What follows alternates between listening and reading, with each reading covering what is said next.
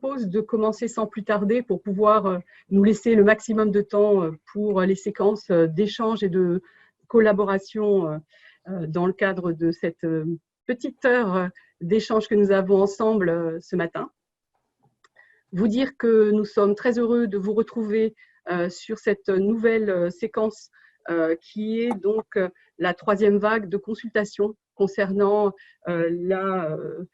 pour les personnes la capacité finalement à se représenter leur situation dans cette période de crise particulière qui nous touche depuis maintenant plusieurs mois.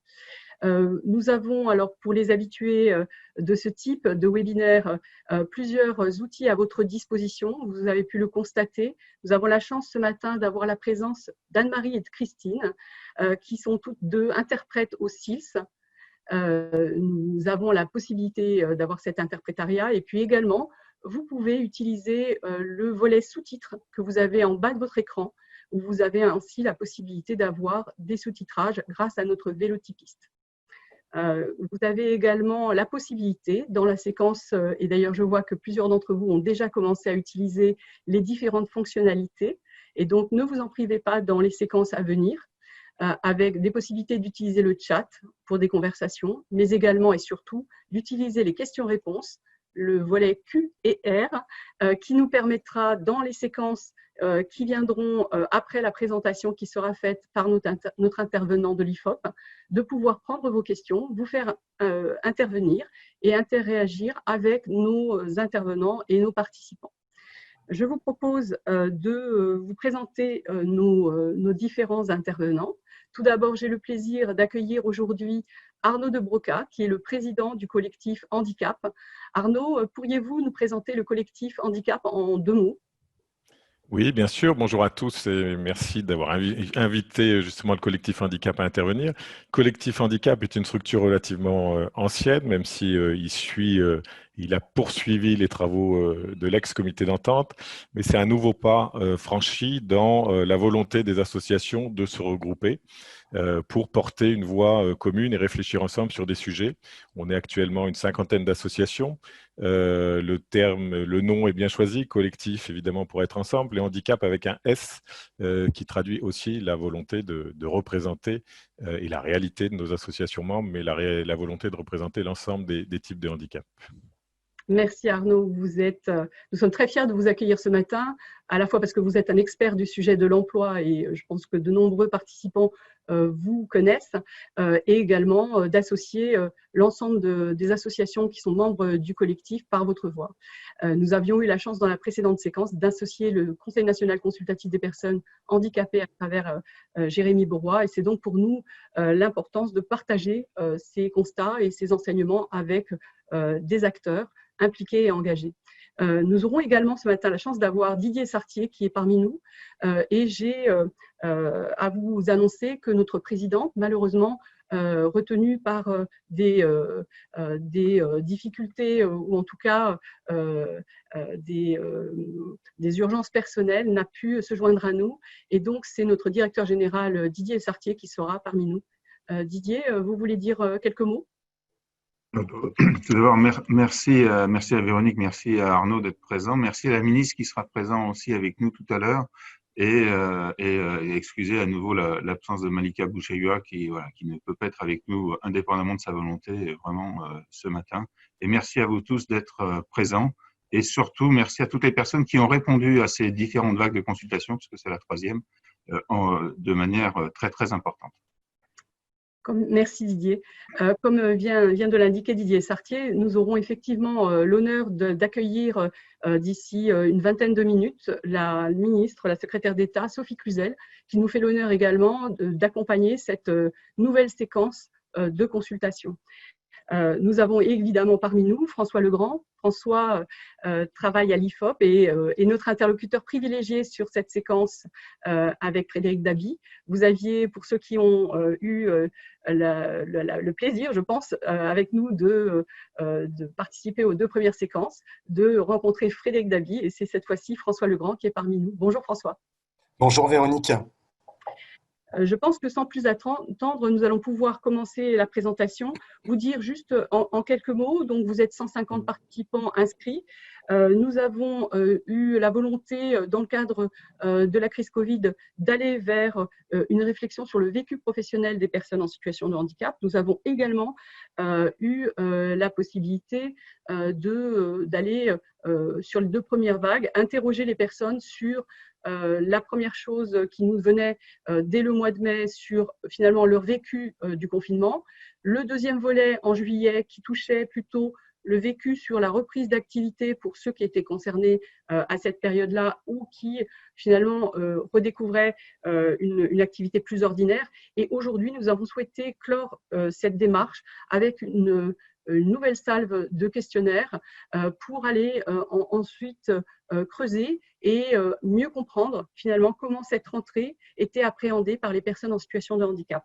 Je voulais également donc vous dire que pour nous, ces éléments sont extrêmement importants puisqu'ils constituent un volet essentiel pour nous permettre de réfléchir à l'offre de services de la GEFIP. Nous avons déjà été très actifs dans la période antérieure, je pense qu'on y reviendra tout à l'heure, et il est extrêmement important pour nous de pouvoir aller de l'avant et de pouvoir proposer de nouvelles choses qui permettent de répondre dans notre offre de services, mais aussi avec nos partenaires, aux besoins des personnes en situation de handicap et des entreprises. François, sans plus attendre, je vous cède la parole.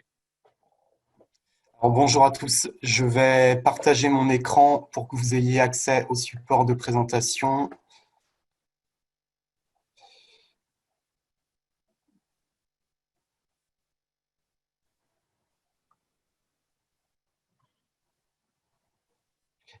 Alors, donc je vous propose effectivement de vous présenter les résultats de cette 3e et dernière vague de notre grande consultation donc, portant sur le vécu des personnes en situation de handicap pendant la crise du coronavirus. C'est une enquête donc, qui a été initiée à la fin du confinement avec une première enquête qui avait été faite donc, au mois de mai. Nous avions réalisé un deuxième volet au moment du déconfinement en juin. Et nous avions souhaité, donc à GEFIP et IFOP, réaliser une 3e enquête en cette période de rentrée, alors que la situation épidémique repart à la hausse et cette rentrée également marquée par l'aggravation de la situation économique et sociale. Avant de rentrer à proprement parler dans les résultats, je vous propose de faire un rapide point sur la méthodologie. Alors, c'est une enquête qui a été menée auprès d'un échantillon très conséquent de 3028 personnes, toutes en situation de handicap, PSH. Une enquête qui a été réalisée par Internet, par le biais de questionnaires auto-administrés en ligne.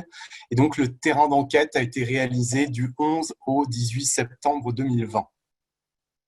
Je vous propose de rentrer dans le vif du sujet avec les résultats de l'enquête.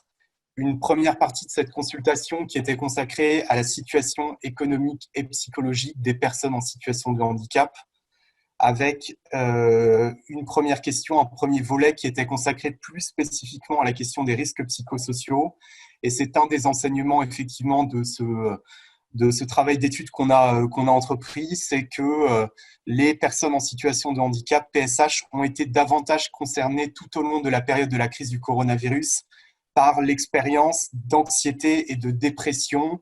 Quand on leur demande depuis le début de la crise du coronavirus, vous arrive-t-il plus qu'auparavant ou moins qu'auparavant de vivre des périodes intenses de stress, de nervosité ou d'anxiété? Ils sont 69% à nous dire en ressentir plus qu'auparavant et ils sont également 54% à nous dire davantage vivre des épisodes de dépression. Alors, c'est des proportions importantes et qui sont surtout significativement supérieures à celles que l'on a pu mesurer dans d'autres enquêtes auprès de la population française. Ce qui est intéressant, c'est que maintenant, donc, nous disposons, alors c'est un suivi barométrique, nous disposons donc de 3 points d'enquête, un point d'enquête en mai, un point d'enquête en juin et un point d'enquête donc en septembre que nous venons de réaliser. Et on observe que l'expérience d'anxiété et de dépression n'a pas reflué depuis le début de la crise du coronavirus. Au contraire, même a légèrement progressé dans le cas des troubles anxieux. On était à 67% en mai à la toute fin du confinement. On était descendu à 66% en juin et on est à nouveau reparti légèrement à la hausse à 69% en septembre. De la même manière, concernant l'expérience d'épisode de dépression, on est à 54% contre 53% en juin. En parallèle donc de cette exposition aux troubles anxio-dépressifs, on a souhaité demander aux personnes en situation de handicap si leur santé s'était plutôt dégradée, améliorée ou au contraire n'avait pas évolué depuis le début de la crise du coronavirus. Eh bien, on constate que pour un tiers environ des personnes interrogées, il y a eu une dégradation de l'état de santé physique, 37%, et de l'état de santé mentale, 32%, dans des proportions qui sont comparables à ce qu'on avait pu mesurer lors de la deuxième vague de ce dispositif. Il y a néanmoins sur cette question des écarts qui sont marqués en fonction de la nature du handicap des personnes concernées, avec les personnes les plus lourdement handicapées qui souffrent par exemple d'un multi-handicap ou d'un polyhandicap qui sont plus d'un sur deux à nous dire que leur état de santé physique s'est dégradé, 53% pour un multi-handicap, 60% pour un polyhandicap.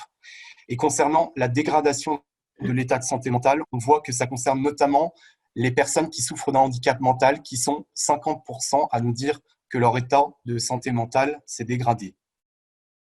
Alors, ça n'est pas une surprise, assez logiquement, quand il y a eu une dégradation de l'état de santé, eh bien, ça impacte négativement la vie professionnelle des personnes concernées. Ces derniers, ils sont 78% à nous dire que la dégradation de leur état de santé a eu un impact négatif et ils sont même un tiers, 31%, à nous dire que ça a eu un impact très négatif. Alors, l'impact, il n'est pas le même selon que l'on ait un métier avec une forte pénibilité ou une faible pénibilité. C'est intéressant de voir que les ouvriers sont 39% à nous dire que la dégradation de leur état de santé a eu un impact très négatif, alors que les cadres, eux, ne sont que 23% dans cette situation. De la même manière, quand on regarde en fonction du statut des personnes interrogées, on avait également posé cette question aux demandeurs d'emploi et on voit que ce sont eux qui, le plus largement, nous indiquent que ça a eu un impact négatif sur leur formation, leur mission de travail temporaire et surtout leur recherche d'emploi. En parallèle donc de ces questions qui portaient sur la situation psychologique des personnes en situation de handicap, nous avons également souhaité suivre tout au long de ce dispositif la situation économique des personnes, avec une question historiquement posée à l'IFOP depuis plusieurs dizaines d'années. Vous, personnellement, comment vous en sortez-vous avec les revenus de votre foyer? Ils ne sont que 30% à nous dire s'en sortir facilement, dont 4% très facilement, contre à l'inverse 70% des personnes interrogées qui nous disent s'en sortir difficilement avec les revenus de leur foyer. On est sur des proportions qui ne sont pas les mêmes dans la population française, puisque le ratio qu'on a pu mesurer dans des enquêtes grand public était plutôt de l'ordre de 50-50. Autre enseignement, quand on regarde l'évolution donc de ce sentiment de s'en sortir avec ses revenus, on est passé de 38% à mai, à la fin donc, du confinement, à 30% en septembre.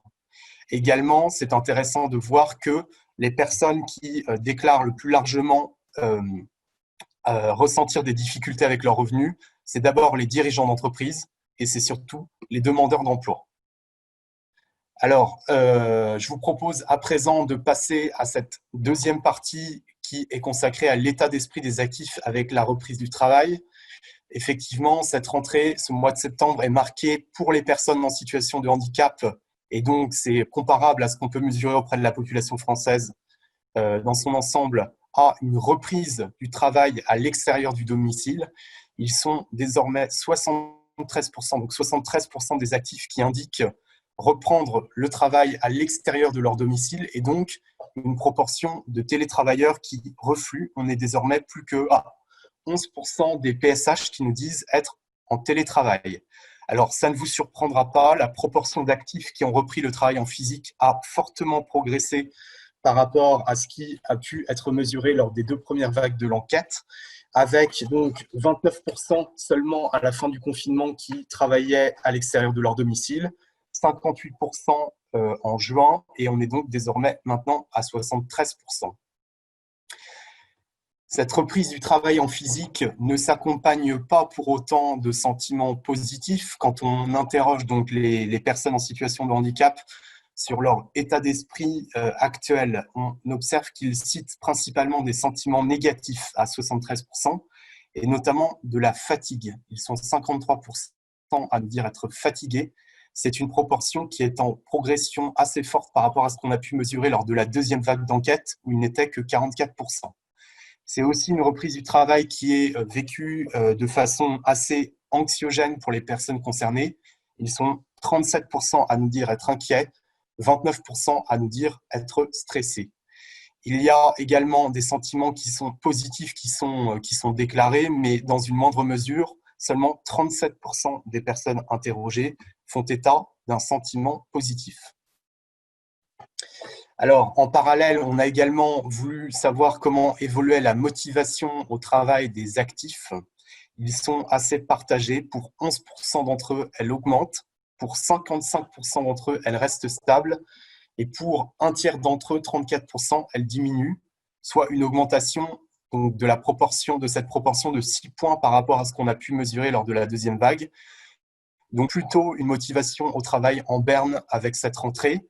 Nous n'avons pas reposé de comparatifs récents auprès de la population salariée française. Ça va être prévu pour le mois d'octobre, mais on peut imaginer qu'un phénomène serait comparable également pour les populations valides dans d'autres enquêtes.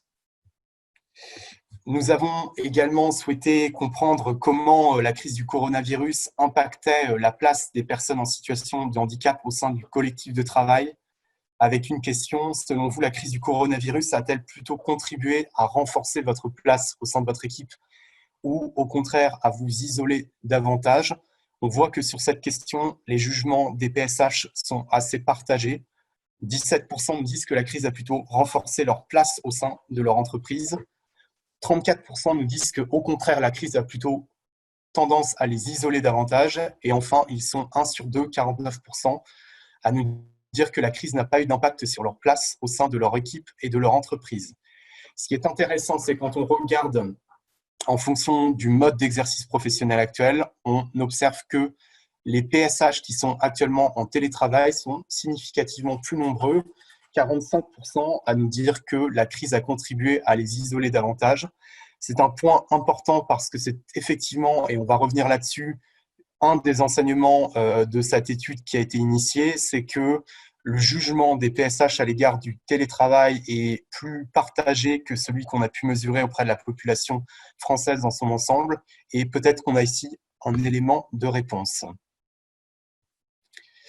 Alors, on a aussi voulu savoir si les employeurs considéraient les personnes en situation de handicap comme des personnes plus vulnérables à une contamination au Covid-19 et si oui ou non, ils avaient pris des dispositions particulières pour protéger leurs collaborateurs donc d'une contamination au Covid-19.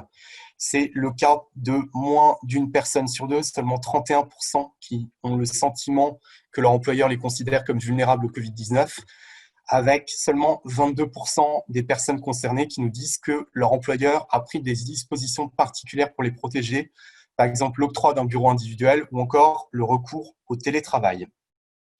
La situation est assez logiquement contrastée en fonction de la nature du handicap. Les sondés qui souffrent d'un handicap cognitif sont 39% à nous dire que leur employeur a pris des dispositions particulières pour les protéger. On est aussi à 35% pour ceux qui souffrent d'un polyhandicap. On tombe à 16% seulement pour ceux qui ont un handicap auditif. Il y a également des écarts en fonction de la taille de l'entreprise et c'est un des enseignements, une des surprises de cette étude que nous avions pu déjà appréhender lors des 2 premières vagues d'enquête. Ce sont plutôt les petites entreprises et notamment les TPE qui sont les plus vertueuses. 25% des salariés de TPE interrogés nous disent que leur employeur a pris des dispositions particulières, contre seulement 19% pour les entreprises de 50 à 499 salariés. En fonction du secteur d'activité, on voit que les résultats sont assez homogènes, même si les pratiques semblent être un petit peu plus vertueuses dans l'administration publique, où on monte à 26%.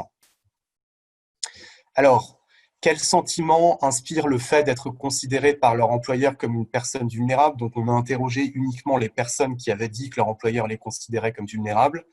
Des jugements assez partagés, mais plutôt des sentiments positifs. 39% nous disent que ils ont ressenti un sentiment positif, et notamment de la confiance à 30%, de la satisfaction à 9%.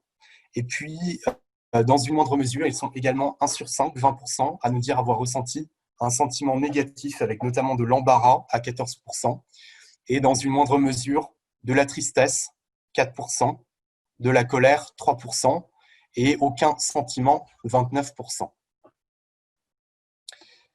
Et eux-mêmes ont-ils le sentiment d'être plus vulnérables à une contamination au Covid-19 ? Alors, ils sont partagés sur cette question. 44% nous ont dit que oui, 56% nous ont dit que non. Et assez logiquement, on observe des écarts qui sont importants en fonction de la nature du handicap, puisque les 2/3 des personnes qui souffrent d'une maladie invalidante, d'un multi-handicap ou d'un polyhandicap ont le sentiment d'être plus vulnérables à une contamination au Covid-19, contre seulement 35% de ceux qui souffrent d'un handicap auditif. Alors, quel a été l'impact de la période sur la vie professionnelle ? D'abord, il y a un consensus large au sein de la population active, donc des personnes en situation de handicap, pour dire qu'il y aura un avant et un après crise sanitaire du Covid-19 dans l'organisation du travail de leur entreprise. Ils sont 74% à partager cet avis. C'est un jugement, une opinion qui est exactement le même que celui qu'on a pu mesurer au sein de la population active dans son ensemble. Donc, en cela, les jugements des PSH sont rigoureusement les mêmes sur cette question que ceux des valides. Également, sur la question du télétravail, ils y sont favorables pour 2/3 d'entre eux à un développement de la pratique du télétravail, à juger que le développement de la pratique du télétravail est souhaitable. Alors, c'est une proportion majoritaire, 65%, mais qui reste bien en dessous de ce qu'on a pu mesurer auprès de la population active française. On était à 83%.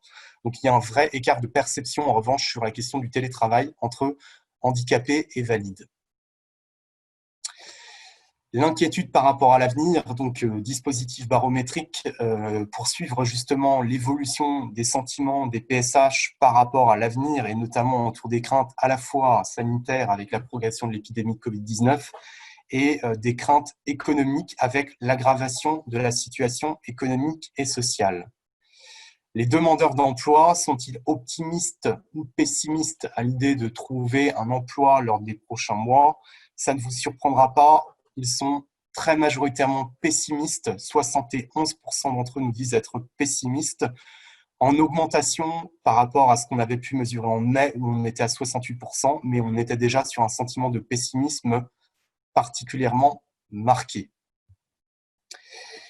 De façon plus générale, les personnes en situation de handicap sont assez largement inquiets à la fois sur les dimensions sanitaires et sur les dimensions économiques. Ils sont 63% à nous dire être inquiets à l'idée de voir leurs conditions de travail se dégrader, 60% à l'idée d'attraper le Covid-19, 57% à l'idée d'être davantage isolés et enfin 47% à l'idée de perdre leur emploi.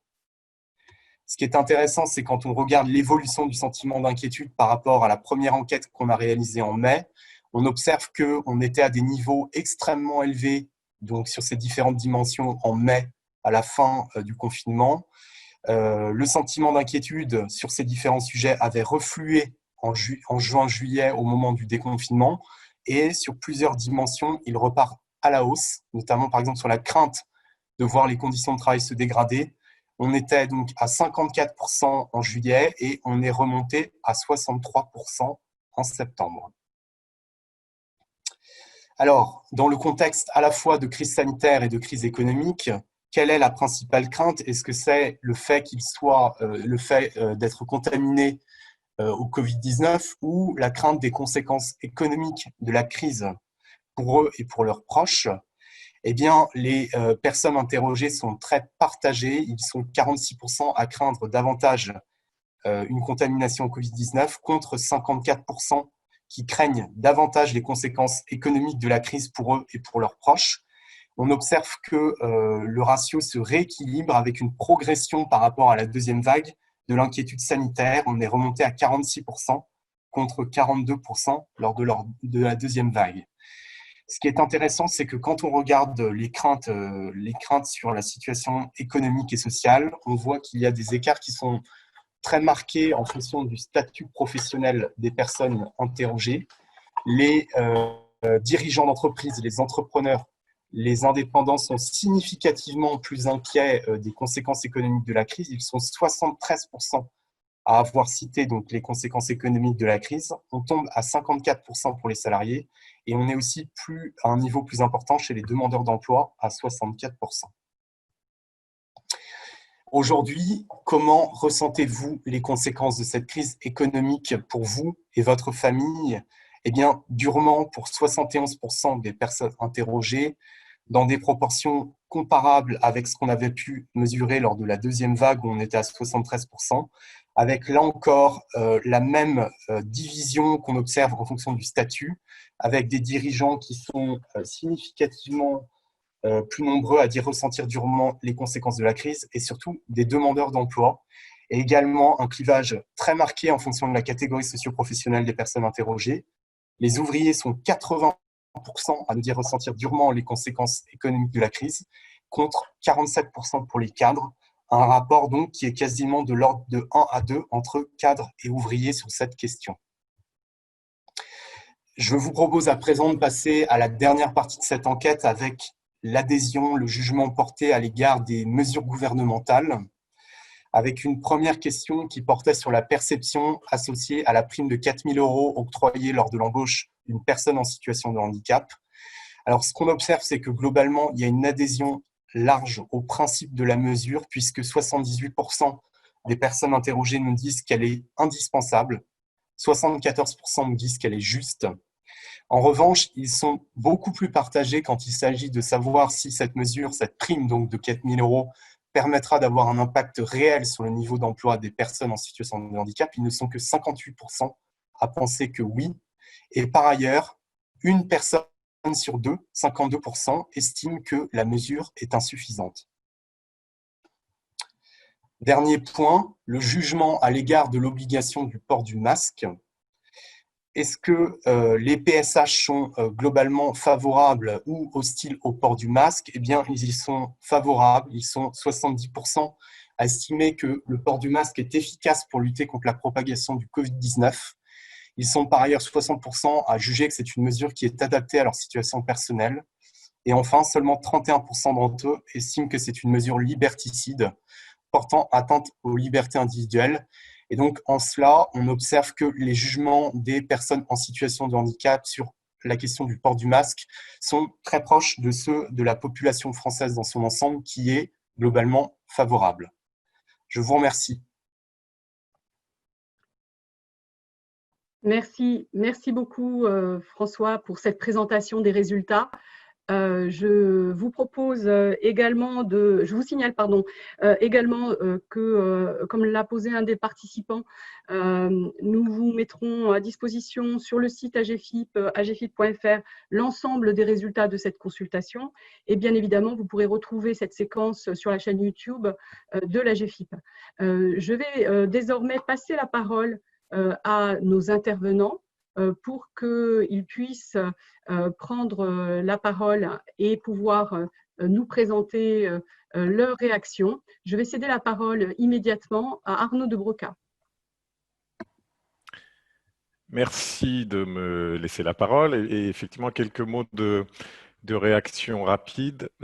Déjà, je trouve que globalement, c'est une enquête ou des résultats préoccupants parce que les mots qu'on entend le plus, ou en tout cas les réponses qui arrivent le plus en tête, il y a dans les termes pessimisme, sentiment négatif, dureté de la crise, impact fort sur la situation économique, crainte.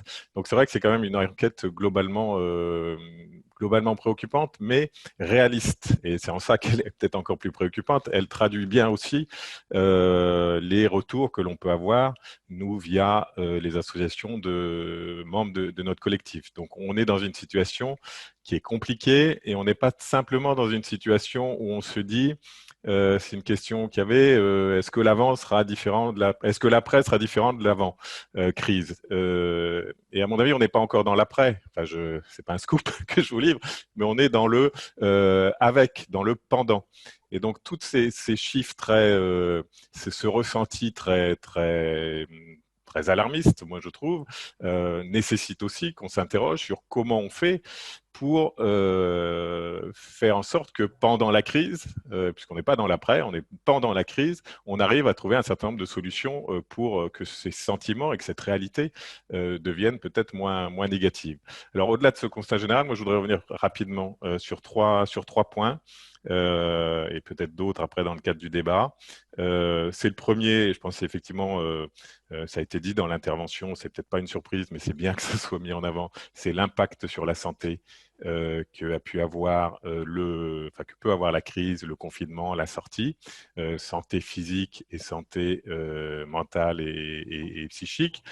Alors on voit bien qu'il y a des différences selon les handicaps, c'est assez naturel, mais on a là vraiment un sujet de préoccupation parce que justement on est dans la durée de la crise et que ça a un impact évident sur l'accès mais aussi le maintien en emploi de ces personnes. Donc, la question de l'accès aux soins, la question du soutien psychologique des personnes en situation de handicap, des travailleurs handicapés, semble essentielle, beaucoup plus qu'avant. Dans un contexte aussi où, puisqu'on parle de travailleurs, enfin il y a aussi les demandeurs d'emploi, mais si on parle des travailleurs, dans un contexte où on peut quand même s'interroger sur les services de santé au travail et comment ils arrivent à suivre pendant la crise les différents travailleurs. Donc ça, c'est rapidement le premier point. Le deuxième point, c'est la question de la vulnérabilité. Sans rentrer forcément dans les détails de l'enquête, moi je pense que c'est un sujet majeur ou sur lequel il faut vraiment se pencher. Ce concept de vulnérabilité défini par des hauts conseils, défini par décret, et après les décrets peuvent changer, donc n'est plus vulnérable juridiquement en tout cas, qu'il était avant. Et on a là, à mon avis aussi, sur la vulnérabilité, un risque à court, moyen ou long terme, à la fois pour le maintien en emploi, parce qu'on voit bien qu'un certain nombre de personnes handicapées vulnérables auront peut-être du mal à se maintenir en emploi en raison des protocoles sanitaires, en raison de la volonté des entreprises de prendre un certain nombre de mesures, mais aussi pour l'accès à l'emploi. Parce que dans un contexte de crise sanitaire comme on connaît et qui n'est pas prêt de se finir, recruter des personnes que l'on peut considérer à tort ou à raison comme vulnérables sera encore plus compliqué, je pense, dans un certain nombre d'entreprises. Donc la question de la vulnérabilité, de bien préciser aussi, et c'est ce que met en avant votre enquête, que ce n'est pas parce qu'on est une personne handicapée, un travailleur handicapé qu'on est vulnérable, mais on peut être handicapé et comme d'autres et être vulnérable. Ça dépend évidemment du handicap. Mais je pense que la question de la vulnérabilité va être un sujet important à creuser. Et puis, peut-être le dernier point pour faire court, même s'il y en aurait beaucoup d'autres, parce que votre enquête est assez riche, mais on y reviendra peut-être dans le débat, la question du télétravail. Et l'impact notamment que ça a eu sur l'isolement, le sentiment d'isolement des personnes handicapées, alors qu'on peut retrouver sans doute dans la population entière, mais là particulièrement. Le souhait quand même, alors même si c'est dans des proportions inférieures du reste de la population, mais le souhait quand même de le voir se développer.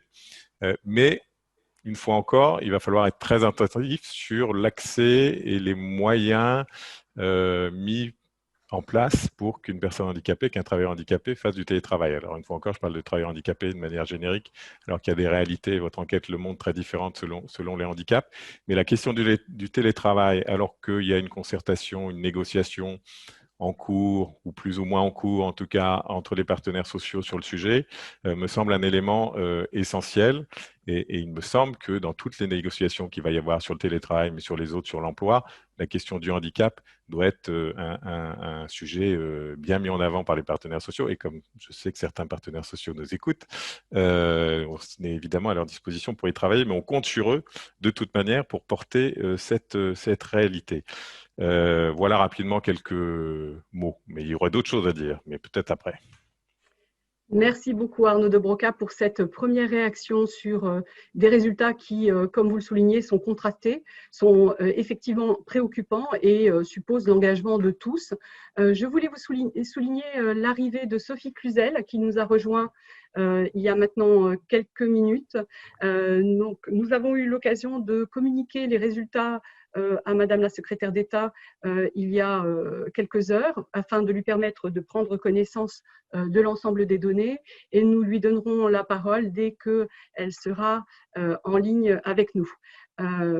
Concrètement, je vais passer la parole à Didier Sartier afin qu'il puisse, de son côté, nous donner la réaction de l'AGEFIP sur cette troisième vague de résultats que nous attendions tous.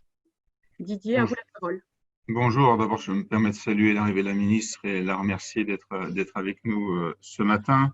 Je ne vais pas redire ce qu'a dit Arnaud de Broca puisqu'il a déjà dit beaucoup de choses très importantes sur les difficultés actuelles ressenties. Peut-être 2 points. Je reviens sur d'une part le fait qu'on a quand même beaucoup de répondants dans ces enquêtes et qui montrent la volonté des personnes de montrer leur situation difficile, qui parfois d'ailleurs montre que les personnes handicapées sont en emploi comme tout le monde avec les mêmes difficultés et parfois plus. Un point qui me paraît très important dans ces enquêtes, c'est justement quelle réponse on donne à ces difficultés ressenties, la forte nécessité de travailler avec les employeurs, mais pas que, sur les employeurs, sur ce qui a pu être évoqué, le télétravail, le fait que ce sentiment d'isolement supplémentaire nécessite d'être pris en compte. Et ce que l'on voit, ce qu'on a d'ailleurs pu voir dans d'autres enquêtes, c'est que lorsque le collectif est déjà habitué, je pense notamment aux toutes petites entreprises qui apparaissent en meilleure capacité de réponse parfois, eh bien, ce que l'on voit, c'est que quand la taille des entreprises progresse, eh bien, la difficulté, le sentiment de perte de motivation ou finalement de moindre accompagnement apparaît plus fort. Et c'est un élément qui me paraît important à mettre en avant, de finalement à la fois une inquiétude qu'on peut avoir aujourd'hui et le besoin de travailler avec les employeurs, les médecins du travail pour accompagner ces personnes en difficulté et en même temps de voir que quand dans un collectif il y a une habitude de travail avec des personnes en situation de handicap, ça se passe tout de suite beaucoup mieux.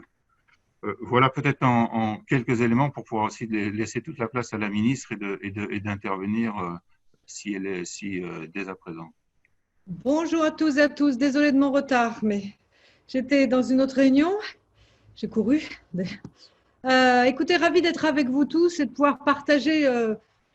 Bonjour à tous, à toutes. Je sais que vous êtes nombreux avec d'horizons très différents. C'est ça qui est intéressant. On voit bien que l'emploi et le handicap, c'est l'affaire de tous, puisque les acteurs sont extrêmement divers. Merci à l'AGEFIP d'avoir organisé cet échange autour de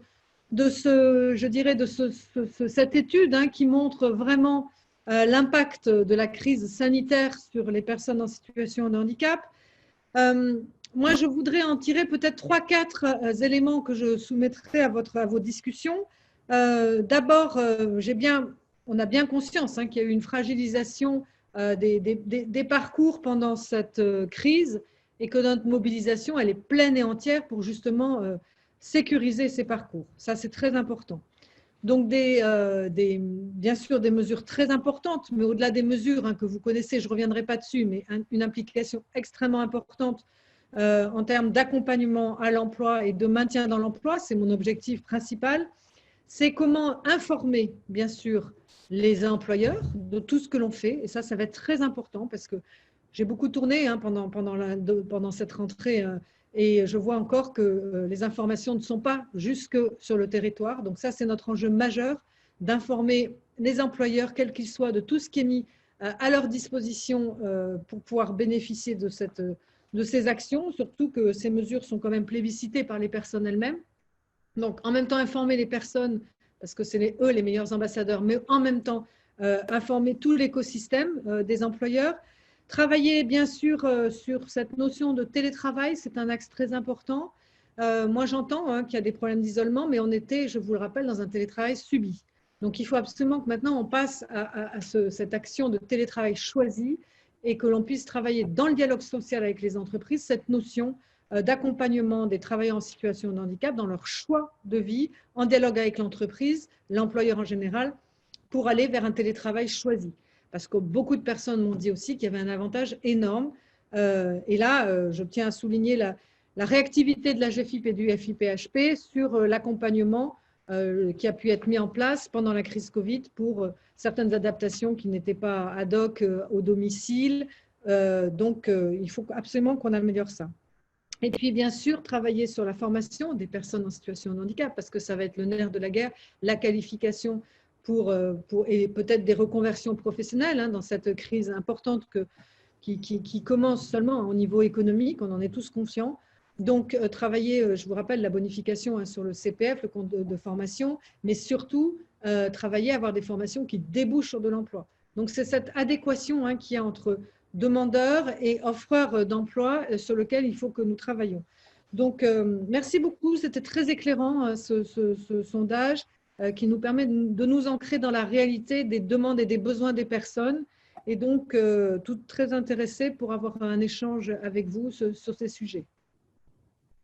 Merci beaucoup, Madame la Ministre. Merci pour cette réaction à chaud effectivement dans une période qui est stressante aussi pour vous, manifestement. Mais merci beaucoup pour cette réaction qui est extrêmement approfondie, qui vient compléter les réactions et les remarques formulées par Arnaud de Broca dans cette séquence où effectivement les résultats qui apparaissent sont très préoccupants du fait à la fois d'anxiété liée à la situation sanitaire, mais également à la situation économique, et donc des projections aussi dans l'avenir qui sont relativement encore clivées à cette séquence. Je vais proposer à nos participants de pouvoir interagir avec l'ensemble de nos invités, avec Madame la Ministre, mais également avec Arnaud de Broca et avec François Legrand et également avec Didier Sartier, le directeur général de la GFIP. Je tiens à signaler également que Marc Desjardins, le directeur général du FIP, est également présent avec nous aujourd'hui. Donc Marc, n'hésitez pas à prendre la parole si vous le souhaitez. Pour l'instant, je vous propose donc de vous signaler avec la jolie petite main bleue qui figure normalement dans le volet participant qui se trouve en dessous de votre écran. Et puis poser des questions dans le volet questions-réponses, donc le fameux QR qui se trouve également au bas de votre écran pour pouvoir vous signaler. Nous avons quelques questions à ce stade. Lionel Dubos qui pose une question concernant la prime à l'embauche. Peut-être, Madame la Ministre, pourriez-vous indiquer dans le cadre du plan de relance, l'engagement du gouvernement?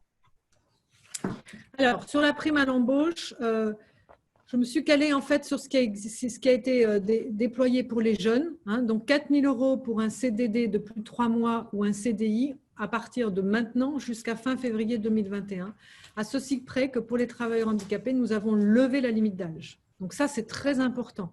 C'est vraiment, je pense, incitatif pour abaisser le coût du travail jusqu'à une qualification d'à peu près 2 fois le SMIC. Donc, nous avons là un vrai levier, quel que soit l'âge. Donc ça, c'est près de 100 millions, 85 millions très exactement, qui a été fléché en direction de cette mesure particulière pour les travailleurs en situation de handicap, quel que soit l'âge.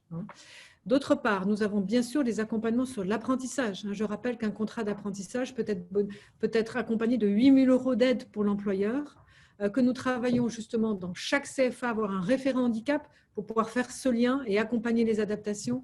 Et j'ai tourné depuis le début de la rentrée dans beaucoup d'employeurs, chez beaucoup de CFA, c'est un vrai levier.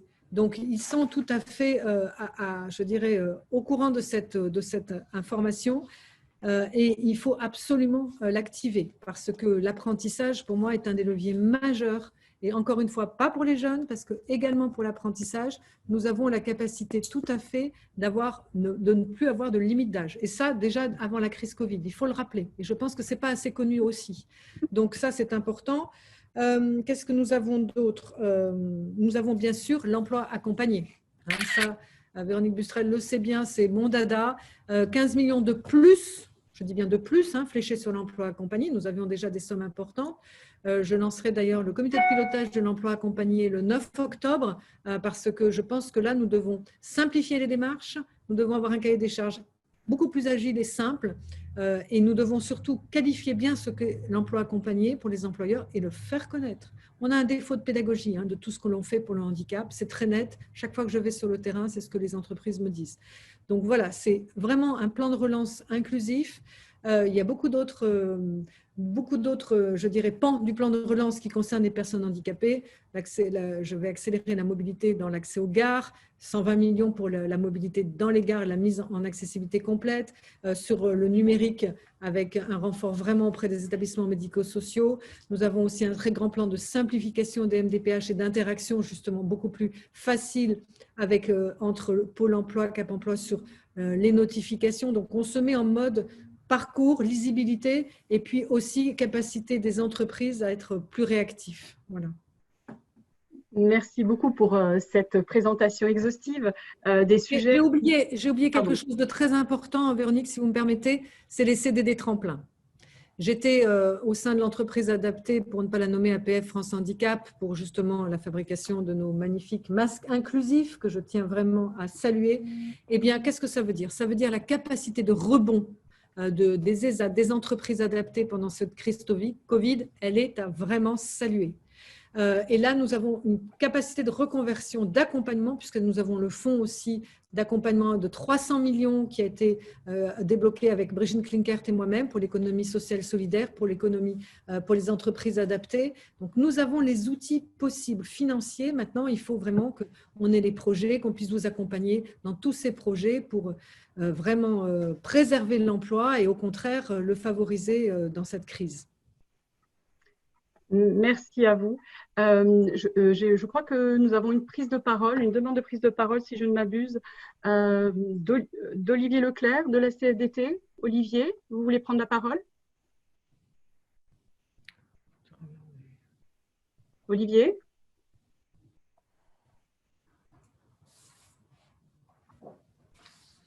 Olivier, vous avez la parole.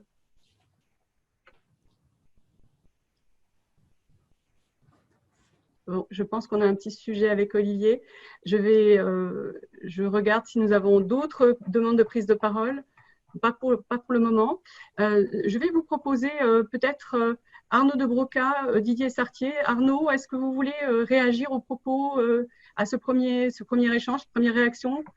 Je propose peut-être juste de compléter la réponse de la ministre sur les aides.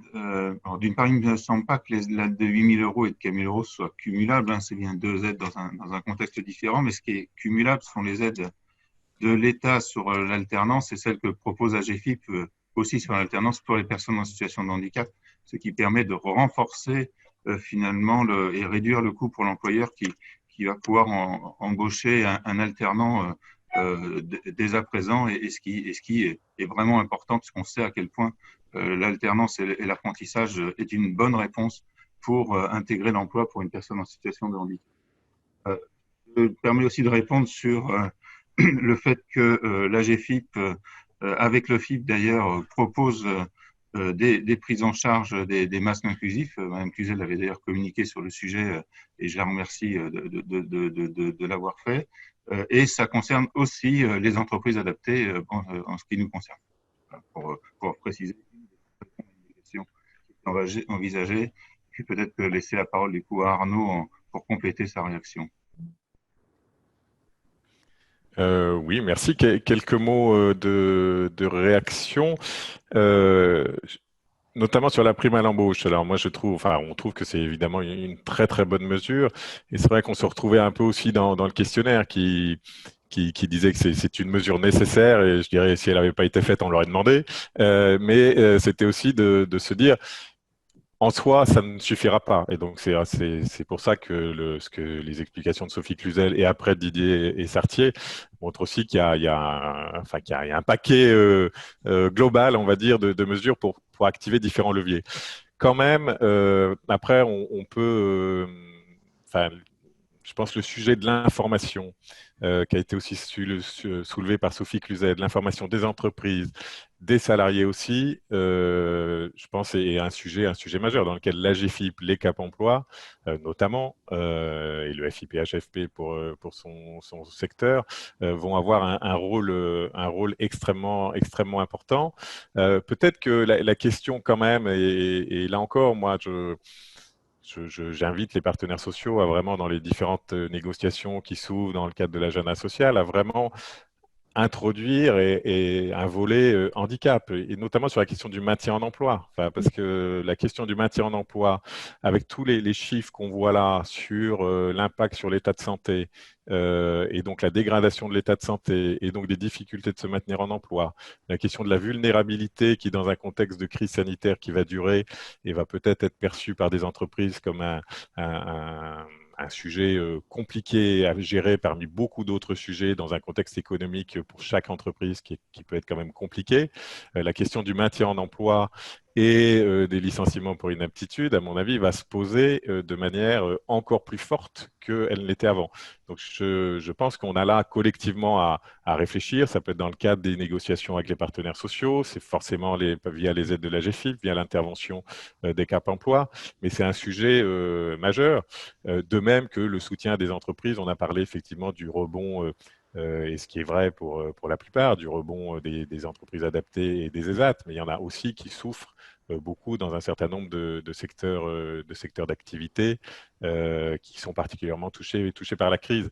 Donc il y a effectivement, mais c'est ce qu'a dit Sophie Cluzel, hein, enfin, c'est-à-dire qu'il y a des mesures ou des leviers multiples à actionner pour arriver à pour ne pas arriver justement à la catastrophe annoncée, et qu'on espère tous éviter, d'un taux de chômage encore plus fort, d'un maintien en emploi encore plus compliqué pour tous les travailleurs handicapés. Je vais me permettre de réagir. Deux choses. Sur l'information, je pense que les établissements médico-sociaux ont aussi une grande part à jouer sur l'information. Ça, c'est indéniable. Il faut qu'on vous donne un outil un peu récapitulatif, pédagogique, pour expliquer, mais je pense que là aussi, il faut faire feu de tout bois, hein, parce que ce n'est pas que non plus les pôles emploi, Cap Emploi et AGFIP, c'est vraiment tous les partenaires, en fait, y compris donc les établissements médico-sociaux qui sont les experts un peu du handicap et qui peuvent participer énormément à cette information. Et sur le maintien dans l'emploi, je suis tout à fait d'accord avec Arnaud de Broca, c'est un sujet majeur. Et je pense que là, nous avons aussi, avec l'emploi accompagné, parce qu'on peut bénéficier de l'emploi accompagné aussi, hein, quand on est déjà en poste et qu'on veut peut-être avoir un dialogue et une reconversion possible. Donc, je pense qu'il faut vraiment qu'on agisse sur l'emploi accompagné, qu'on le développe, qu'on le simplifie.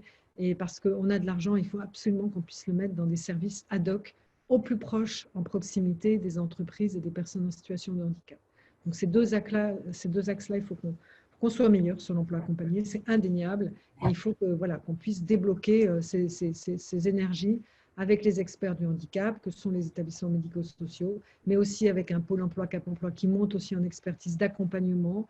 On a vraiment cet écosystème et c'est dans l'animation territoriale qu'on va y arriver. Il faut qu'on se mette vraiment en mode combat dans l'animation territoriale avec des périmètres vraiment d'acteurs, de faiseurs à la maille des bassins d'emploi.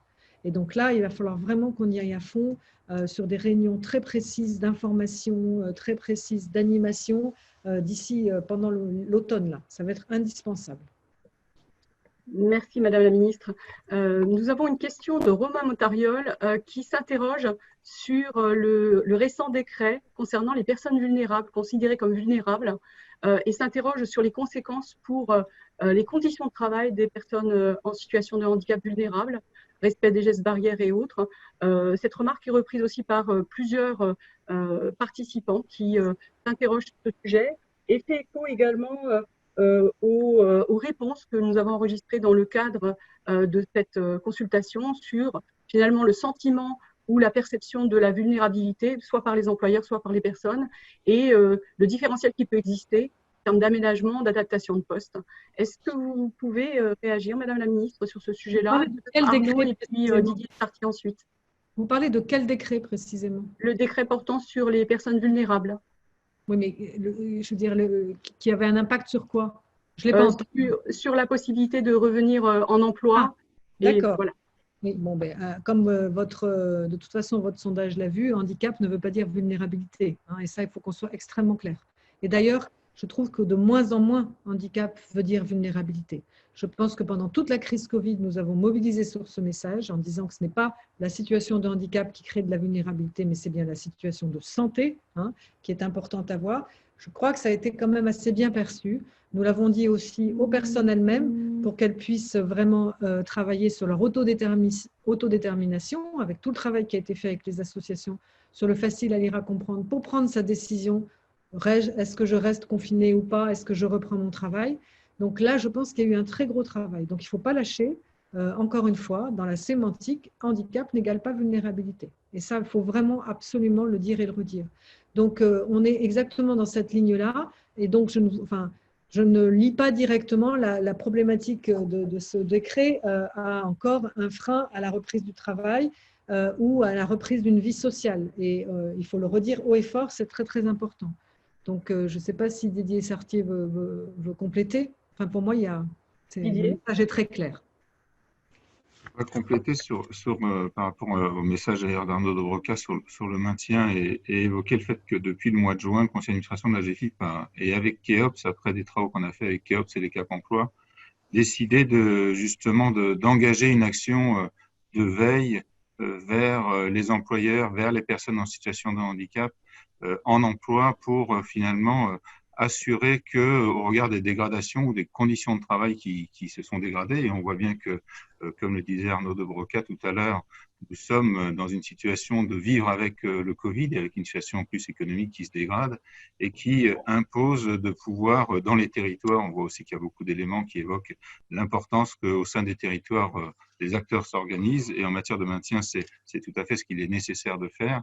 Une action de veille puisse être faite pour permettre justement, en renforçant les moyens d'ailleurs des Cap Emploi, pour permettre justement cet accompagnement des employeurs sur les solutions de maintien à mettre en place dans cette phase, comme l'a évoqué Arnaud de Broca, d'urgence finalement, et la ministre aussi, dès à présent, et cette action se déploie. Je crois que le message d'ailleurs qu'il convient de donner aujourd'hui, c'est pour toutes les personnes, pour toutes les associations qui sont avec nous aujourd'hui, n'hésitez pas à dire aux personnes que vous soutenez qu'elles se retournent directement vers le Cap Emploi, qu'elles se retournent directement vers la GFIP pour qu'on puisse les orienter sur des solutions et que des solutions sont possibles avec l'employeur, avec le médecin du travail et que le Cap Emploi va aider à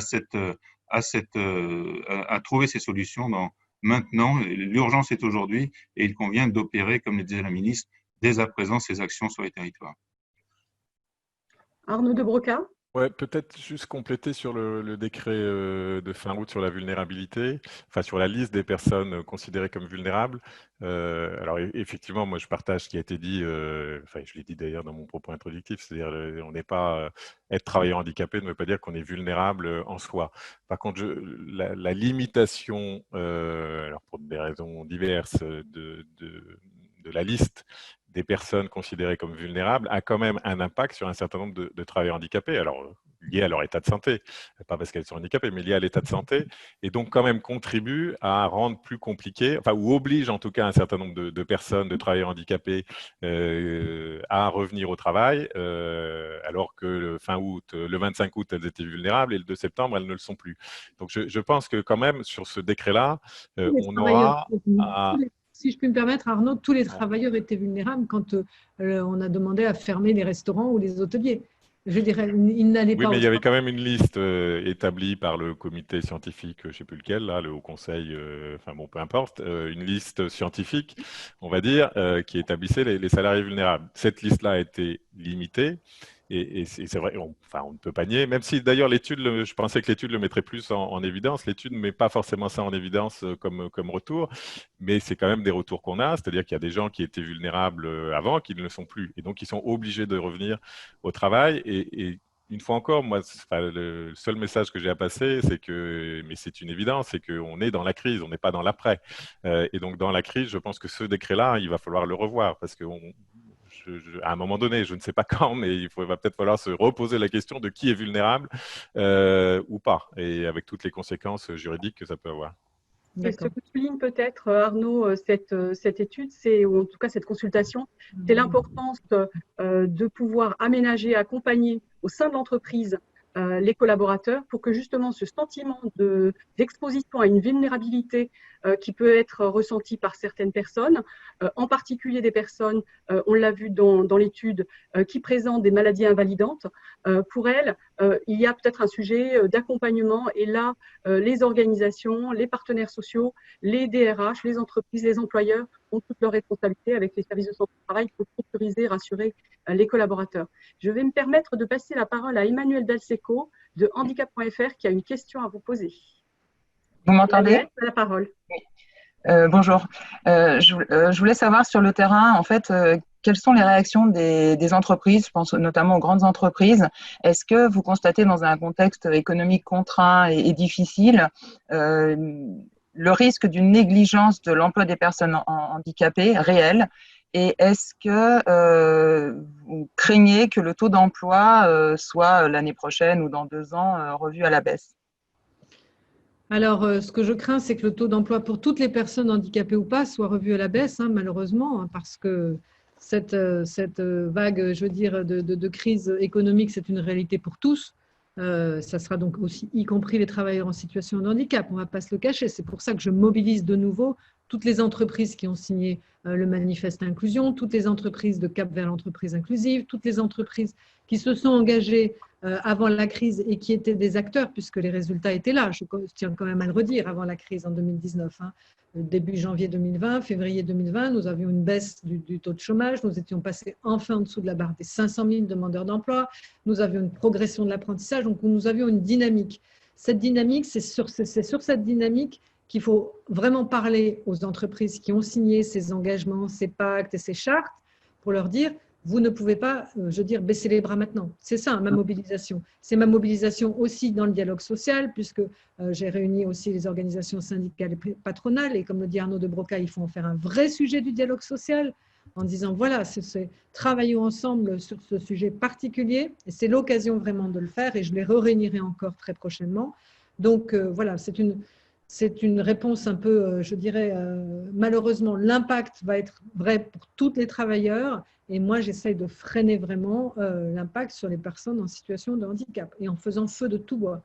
Mais c'est une responsabilité collective. Et c'est pour ça que je dis que l'information, elle doit être généralisée à tous parce que les outils ne sont pas encore assez connus et toutes les mesures non plus. Et c'est vraiment, c'est l'affaire de chacun sur les territoires et au plus près des bassins d'emploi. Mais quand j'ai vu, par exemple, j'étais dans le Jura, j'étais voir une concession Peugeot, pour ne pas la nommer, qui en a fait un objet particulier et qui a dit qu'elle ne baissait pas les bras sur les engagements d'apprentissage et le pourcentage d'apprentissage handicapé. Donc, elle maintient son rythme d'emploi parce qu'elle dit sinon, je vais sacrifier une génération de renouvellement de ma masse salariale et de ma pyramide d'âge. Donc, on voit bien que c'est une politique emploi qui a été portée. C'est ça, c'est ce message que je veux faire passer. Donc, oui, on est peut-être en crise, mais pour autant, il y a des entreprises qui s'emparent justement des leviers et de leur axe de politique emploi, et je dis bien emploi au sens large, et y compris les personnes en situation de handicap. Mais voilà, donc… Merci. Nous allons peut-être, Mathieu Annereau a une question également à poser. Mathieu, vous voulez prendre la parole? Mathieu? Je crois qu'Emmanuel, tu es toujours à l'antenne, c'est ça? En attendant, peut-être une réaction de Arnaud de Broca ou Didier Sartier sur la relation à l'entreprise. Didier, vous voulez réagir?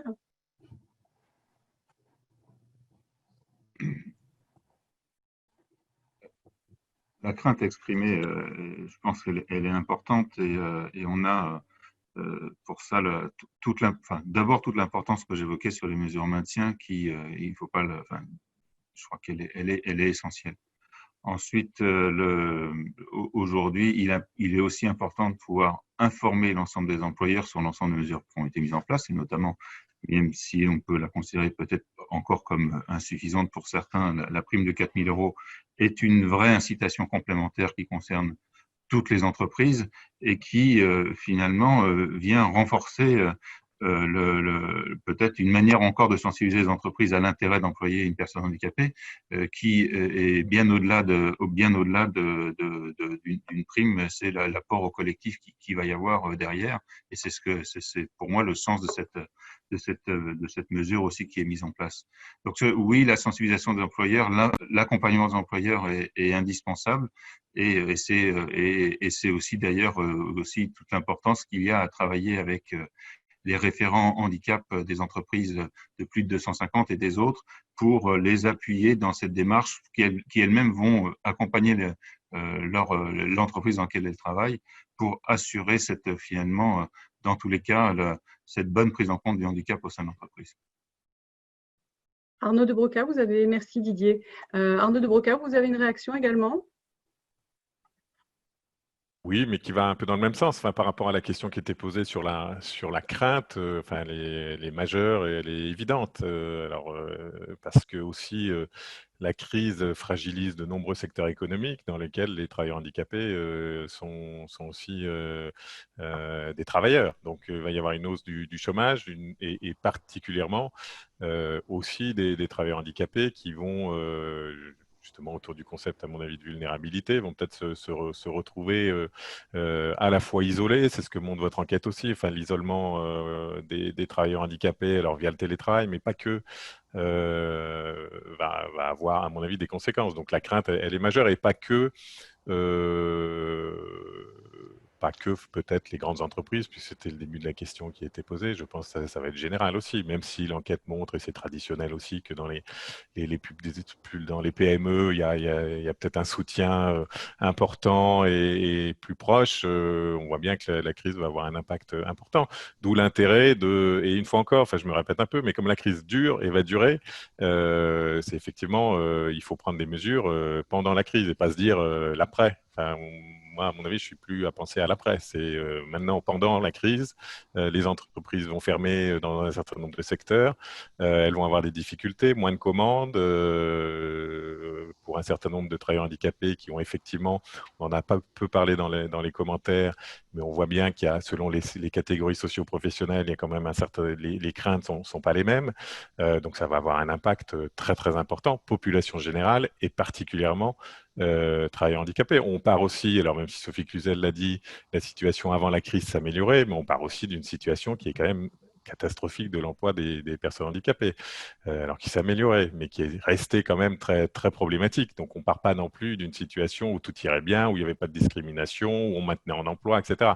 Donc si on rajoute tout ça avec la crise sanitaire, effectivement, je pense que collectivement, ministère, gouvernement, AGFIP, FIP, partenaires sociaux, associations et tous ceux qui peuvent accompagner, aider, renseigner, communiquer.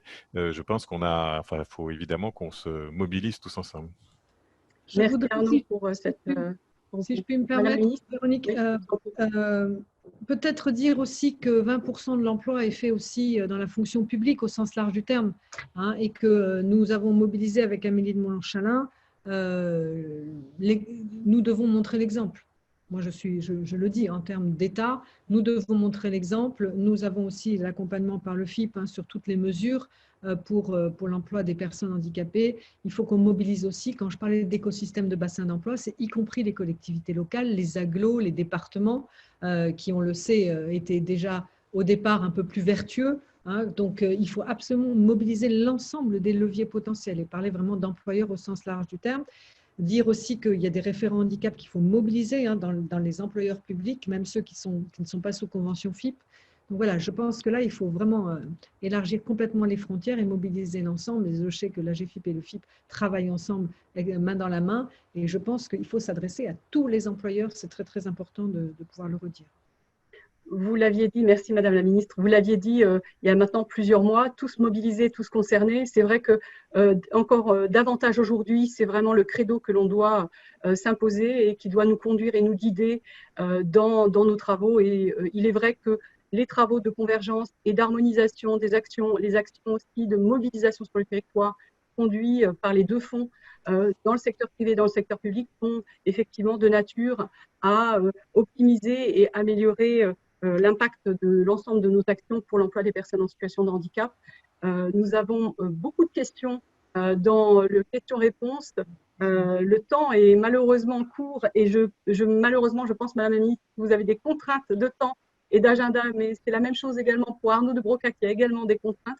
Et je suis au regret de ne pouvoir accepter les autres questions qui sont posées. Néanmoins, vous dire que dans le question-réponse, nous avons beaucoup de questions autour du télétravail, autour du rôle et des actions pour les seniors en situation de handicap et de l'importance de pouvoir travailler pour ces seniors. Je rappelle que dans le cadre de la mesure dont vous parliez tout à l'heure pour l'embauche des personnes, la mesure d'âge, en tout cas la barrière d'âge est levée et qu'elle concerne bien toutes les personnes en situation de handicap, quel que soit leur âge. Et donc, c'est une mesure extrêmement importante, comme le soulignait tout à l'heure Didier Sartier, et qu'effectivement, les engagements qui sont portés par la GEFIP et le FIP concernent toutes les personnes en situation de handicap et des actions par nature qui touchent en particulier les personnes qui sont âgées de plus de 50 ans sont des actions qui nous concernent évidemment, puisqu'il s'agit de 50% des salariés et 50% des demandeurs d'emploi qui sont en situation de handicap. Et nous sommes engagés sur le champ du maintien dans l'emploi, de la formation et de l'insertion avec nos partenaires, notamment du service public de l'emploi. Et je pense qu'il était important de le souligner, c'est une mobilisation générale à laquelle nous assistons. Madame la Ministre, peut-être un mot de conclusion avant de nous quitter ? Juste vous dire merci pour cette mobilisation générale. Vous l'avez très bien dit, Véronique. Vraiment, tout le monde est mobilisé.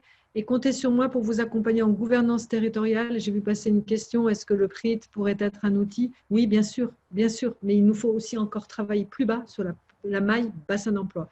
Donc, en tout cas, comptez sur ma détermination et puis faisons savoir haut et fort tout ce que nous faisons parce que je pense que ce n'est pas encore assez connu. Il faut que nous travaillions, peut-être avec la GEFIP et les ministères du Travail et le mien, sur vraiment un outil de pédagogie, d'information pour que les employeurs, quels qu'ils soient, s'y retrouvent enfin sur tout ce dont ils ont droit. Bien entendu, j'ai pris note de toutes vos réserves, notamment sur le décret. Je vais revenir là-dessus certainement.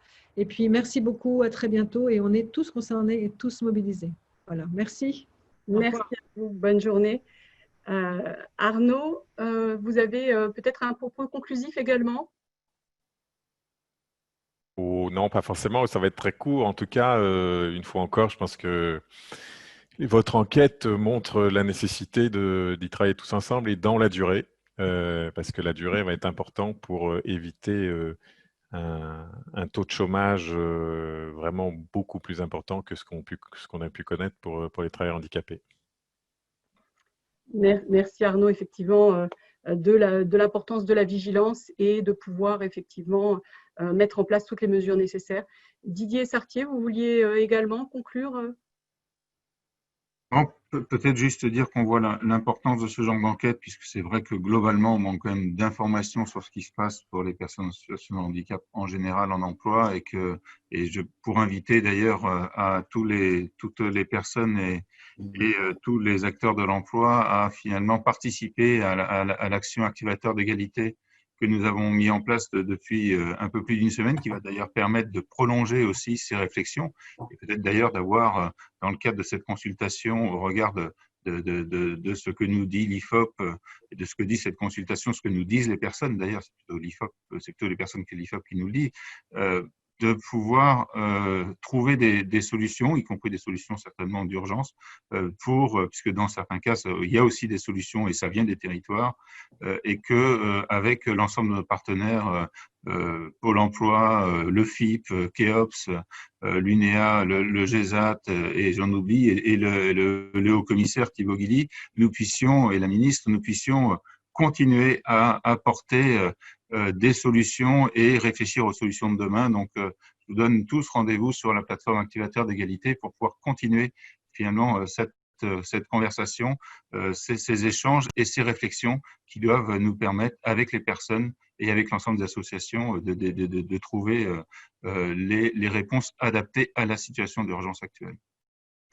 Merci beaucoup pour ces propos, Didier. Je suis au regret de ne pas pouvoir prendre d'autres questions. Je sais qu'il y avait beaucoup de questions encore qui étaient posées et auxquelles vous souhaitiez avoir des réponses. Malheureusement, le temps court très rapidement et effectivement, nous n'aurons pas l'occasion de prendre d'autres commentaires. Je voulais vous redire deux choses. D'une part, que concernant l'étude, de nouveau, vous pouvez la retrouver sur le site de la GEFIP, agefip.fr.